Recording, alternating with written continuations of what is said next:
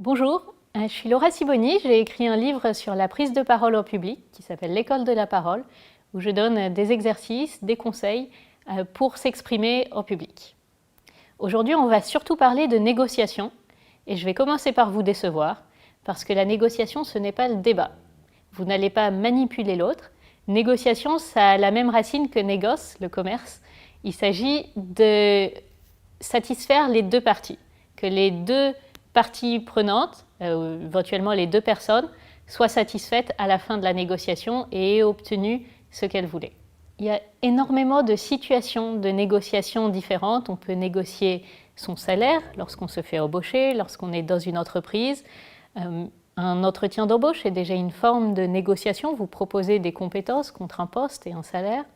On peut négocier avec ses parents, avec ses enfants, avec des amis. On peut négocier pour le prix d'achat d'un objet. On peut négocier pour énormément de choses. Ce n'est pas toujours un exercice très formel. Mais l'une des premières règles, malgré tout, est de s'y préparer. Alors, on ne s'y prépare pas nécessairement aussi formellement que pour un entretien. On s'y prépare comment à la négociation? On s'y prépare déjà en sachant précisément ce à quoi on est prêt à renoncer, ce qu'on veut au minimum, en sachant aussi ce qu'on peut accepter comme concession. Dans le cadre d'une négociation salariale, on a en fait à sa disposition une très large palette. On peut négocier sur des tickets restaurants, sur des jours de congé, sur un temps de travail adapté. Il faut savoir aussi être créatif dans une négociation et pouvoir trouver d'autres options, pouvoir proposer de nouvelles portes de sortie, de nouveaux accords à l'autre partie. Celui qui a l'avantage dans une négociation, c'est celui qui est prêt à renoncer à l'objet de la négociation. C'est celui qui est prêt à dire « pour ce prix-là, je ne peux pas accepter, je pars ». Et à partir vraiment. Parce que le pire, ce serait de dire « je pars » et de revenir. Donc si vous êtes prêt à renoncer à ce dont vous parlez, vous avez déjà l'avantage, vous avez déjà la position haute dans la négociation et vous pourrez plus facilement trouver un accord qui satisfasse les deux parties. Une fois que vous savez ce que vous voulez, il faut savoir ce que vous valez. Il faut savoir ce que vous pouvez offrir aussi. Il y a une phrase de Corneille qui résume très bien votre position dans la négociation. Il dit « Je sais ce que je vaux et crois ce qu'on m'a dit ». Il faut déjà savoir ce que vous valez, à combien vous vous estimez, mais aussi être à l'écoute de ce que l'autre vous estime. Il ne faut pas aller offrir un diamant à quelqu'un qui est assoiffé dans le désert et qui veut juste un verre d'eau. Il faut trouver l'accord qui va convenir aux deux parties.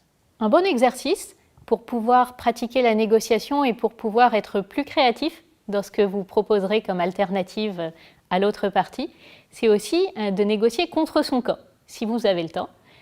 Si vous trouvez quelqu'un qui accepte de jouer l'autre partie. Si vous négociez par exemple pour un objet, le prix d'un objet avec un vendeur, eh bien jouez le rôle du vendeur face à quelqu'un d'autre.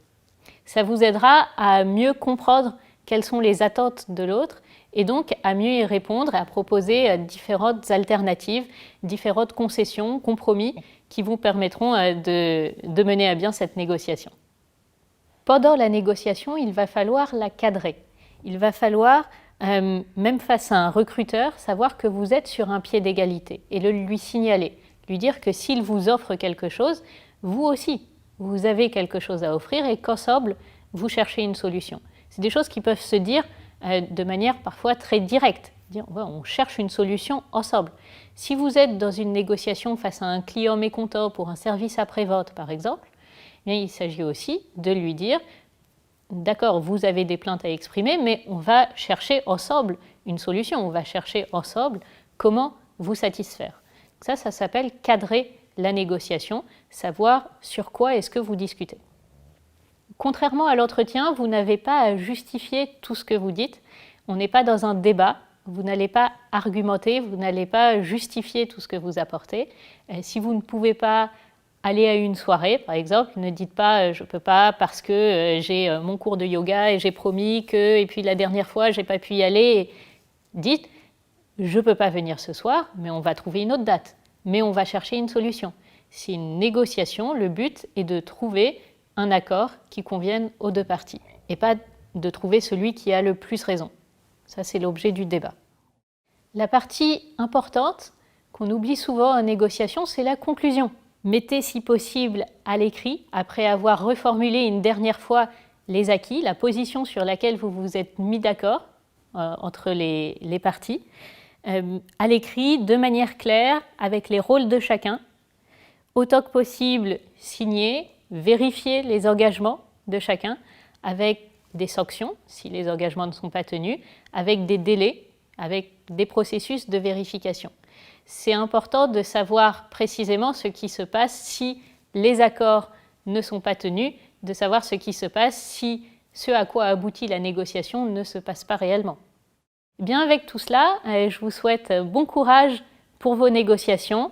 J'espère ne pas vous avoir trop déçu en vous disant que la négociation, c'est d'abord de trouver un accord entre les deux parties et que ça vous demande d'être capable de renoncer à ce à quoi vous prétendez et puis de savoir en tout cas quel est le minimum que vous pouvez accepter.